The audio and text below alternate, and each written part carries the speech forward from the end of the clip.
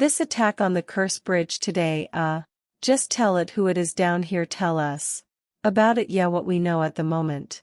At about 3 o'clock this morning, there were 2 explosions reported, 2 people killed, 1 child, is in hospital at the moment as a result of that. Ukraine has denied any knowledge of it, as they did last time the bridge was attacked. The road element is closed, the rail bridge is actually open. It's worth any bit of context here though. In 2014, when Russian forces annexed Crimea, Russia was really keen to try and build some sort of bridge across to Russia itself, and a Russian commissioned the Putin-controlled company to build the longest bridge in Europe. It's a 12-mile bridge completely in record time. This 3D imagery of it is, you'll see there's a 4-lane road bridge and it runs parallel to a 2-lane rail bridge. It looks likely that the attack has happened onto the road element rather than the rail element. The rail element is still open, but of course, this bridge was built on Russian-occupied Ukrainian territory. It was built without Ukrainian permission, and therefore it's probably why Ukraine see this as a perfectly legitimate target. It was blown up in October last year, if you remember. Huge damage to both the rail and the road. It remained closed until this year, and it was only in February this year that the road element was opened again. On the May the rail element was opened again, but just a symptom of just how important it was to Putin was that he opened the other road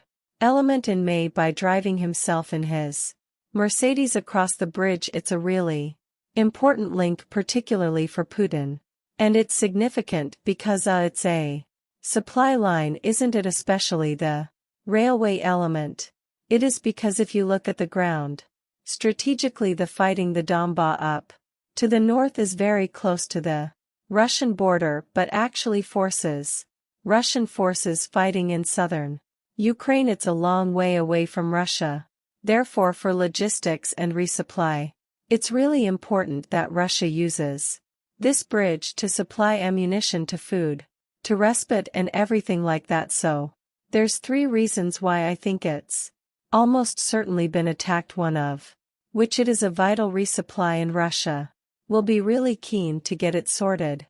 Secondly, it's highly symbolic because, Putin is immensely proud of that bridge. An attack on the bridge is an attack on Putin himself. He will not be happy at all. But thirdly, it's messaging. Putin controls all the messaging in Russia about what's going on the war, but it's quite hard to hide the fact when a bridge has been damaged. For people in Crimea looking to leave, they can't get away, and they'll be scared because it brings the war to their doorstep, and also wealthy Muscovites that apparently go and the warm water ports of Sebastopol and the beaches in southern Crimea are very popular for Russians. If they were traveling down, they won't be able to get across, and it's all been backed up. We can have a look at a couple of pictures, just briefly, one of which is a picture of the damage. It looks pretty extensive.